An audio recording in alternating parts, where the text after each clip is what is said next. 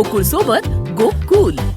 सातवे जिल्हा परिषद मतदारसंघाचे नवनिर्वाचित सदस्य डॉक्टर जयंत पाटील यांनी कोल्हापूर येथे महाराष्ट्राचे माजी गृहराज्यमंत्री आणि काँग्रेसचे जिल्हाध्यक्ष बंटी पाटील यांची सदिच्छा भेट घेतली.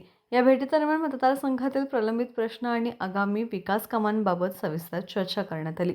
सतेज पाटील यांनी डॉक्टर जयंत पाटील यांचे निवडीबद्दल अभिनंदन केले. जिल्ह्याच्या सर्वांगीण विकासासाठी आणि जनतेचे प्रश्न सोडवण्यासाठी समन्वय व सहकार्याने काम करण्याचा निर्धार उभयतांनी यावेळी व्यक्त केला.